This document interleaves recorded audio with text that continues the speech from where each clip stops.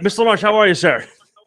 I'm doing very well, Lynn. How are you? I cannot complain. I do thank you for calling in. It's a pleasure to speak with you. Um, there's Thank too you. many credits to count that were part of my childhood growing up. But I got to bring up, of course, the Animaniacs and Pinky and the Brain were two of my favorite shows of all time. Well, thank you, my friend. When I take over the world, Lynn, you shall be spared. Yes.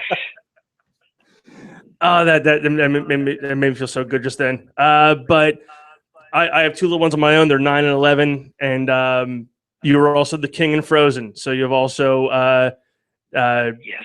now part of my. When I speak to little kids today, though, I always reverse the king's words. If they know that I'm the king, if I'm doing an autograph show and I'm signing pictures of the king, I go, "Don't conceal it, feel it. Let your gifts show." So I try to change it so that it gives them a positive message. That movie alone gave a very positive message, but much a different message than most Disney films have in the past.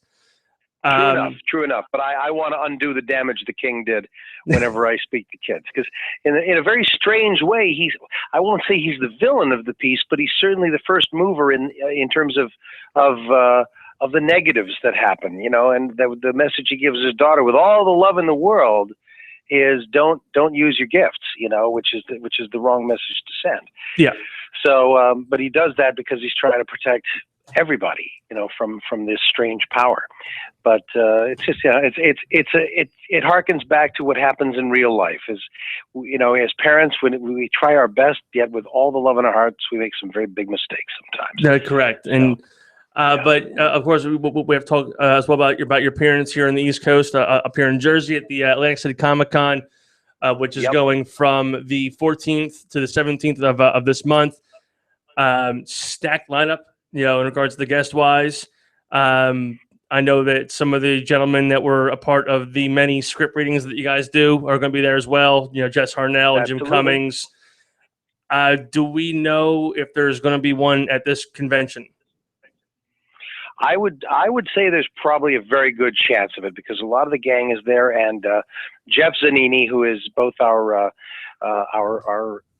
agent and sort of road manager, coordinates the live script readings. And whenever we're doing a Jeff Zanini gig, he's also he's the moderator of the live script readings. We've never gone out with Jeff where there hasn't been one. So I think we're going to have a great time. Jeff is that rock and roll guy sitting right in the middle and stop and change characters. He's a great guy and a terrific agent. So we're really looking forward to it. And I would bet money that we're going to do. And Atlantic City's a betting town. I would bet good money where you'll hear some. And he never tells us, by the way. There's no rehearsal. It's totally. He doesn't tell us what voices to do until we're up on that stage. So I don't know if we're going to read The Empire Strikes Back, or if we're going to read The Karate Kid. Who knows? Rocky. We don't know. We have no idea.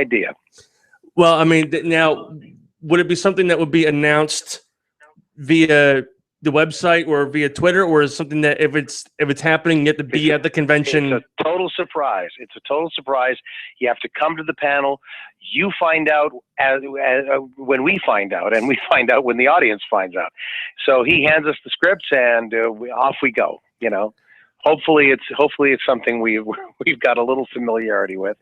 My favorite so far, apart from the Star Wars one, was doing Princess Bride, but he also never repeats. So let's see what he's got in store for us. Yeah, I just watched. Well, I watched it again. I've watched it a couple times, and that's the Star Wars reading.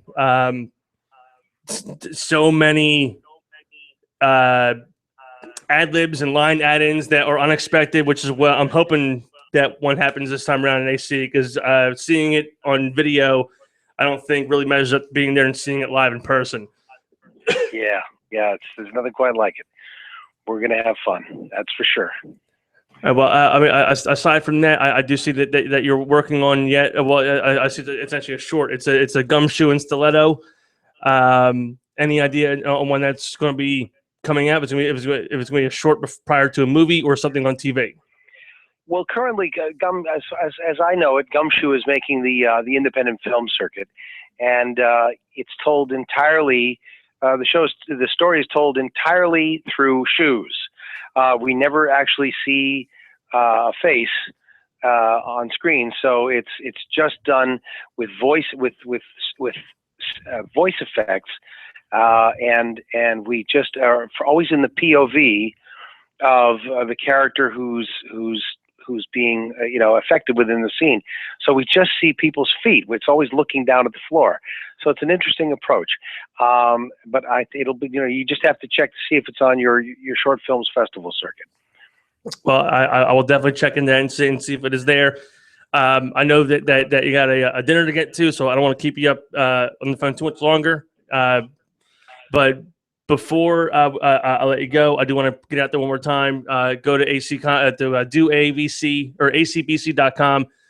Get your tickets for the convention. You can meet Maurice Lamarche, Jim Cummings, Jess Harnell, and if one of these readings is happening, check it out. You will not want to miss it. And Maurice, before I let you go, I wanted to ask you if we can get a sounder for the show here in one of your voices. If you can get a which? A sounder for the show, like in one of your voices. You're listening to Verge of Sanity Radio, in one of your voices.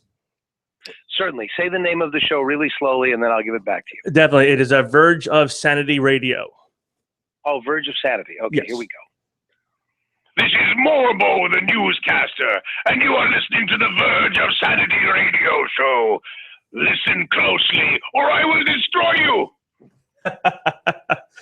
Maurice, thank you very much for that. Thank you for calling in. Be safe down there in Florida, and I'll see you next week and up here in AC. You bet. Look forward to meeting you. Be safe, my friend. Have a good one. Bye-bye.